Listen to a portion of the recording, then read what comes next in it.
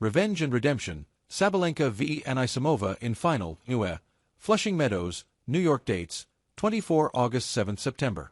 Coverage, live radio commentaries across 5 Live Sport and BBC Sounds, plus live text commentaries on the BBC Sport website and app. Women's final estimated to start at 2100 hours British Summer Time.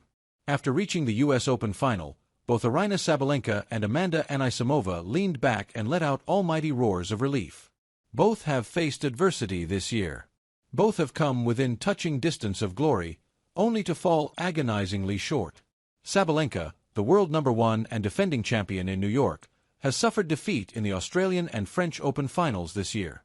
Anisimova, meanwhile, froze in her first major final, suffering a brutal 6-0, 6-0 loss to Iga Swiatek at Wimbledon just 56 days ago.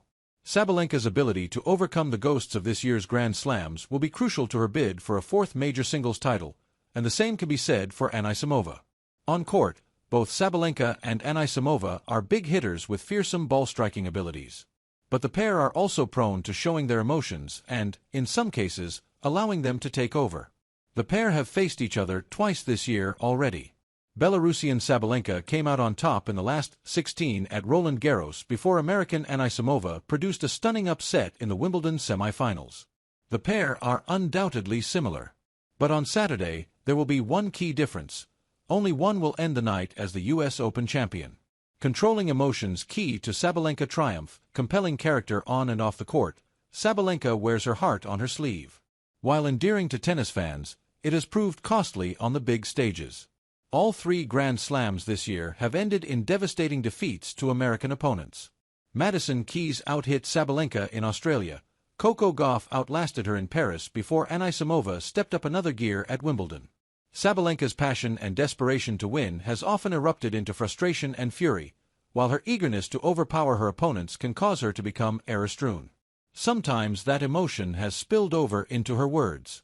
She had to apologize to Gauff after saying the American had won the French Open final not because she played incredible, but because I made all those mistakes. Sabalenka says she will not make that mistake again. I learned that lesson, and I will never behave that way. It's not me, she said on Thursday. I was super emotional. I let emotions take control over me, and it's not who I am. Learning to control that emotion is where Sabalenka must improve if she is to triumph again in New York, particularly when facing a partisan home crowd. After her semi-final defeat at SW19, Sabalenka said Anisimova was more brave with her shots, and she needs to remind herself that she is the one at the top of the rankings in the key moments. Sabalenka remains the outstanding player on the women's tour. She has won 55 matches this year, claimed 3 titles, and has a 3,292-point lead at the top of the rankings.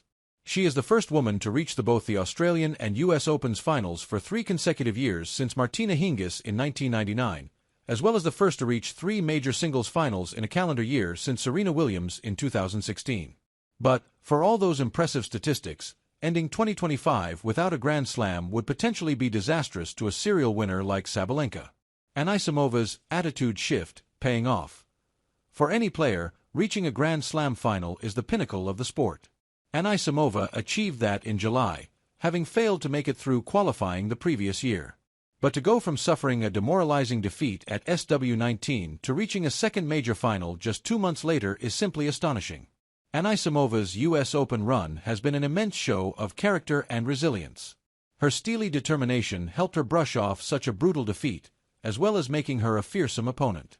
It was aggression and fearless ball striking which got her over the line against Swiatek, while grit and her sensational backhand saw her through a 3-hour tussle with Osaka. I have worked really hard, especially on my mental game and not giving up, Anisimova said after her victory over Osaka. I could have easily said, she's playing better than me, and I can't really do anything. But I tried to find any way I could to stay in the match, even though it was extremely tough. Anisimova, who is the youngest woman to reach the Wimbledon and US Open finals in a season since Serena and Venus Williams in 2002, admitted that might not have been the case a few years ago. But a 7-month break from tennis 2 years ago has shifted her mentality. When I was at Wimbledon, every single match was a surprise to me. I was shocked with every match that I won, she said. But here it feels more like, I believe in myself, and I'm able to do it. That's been the shift.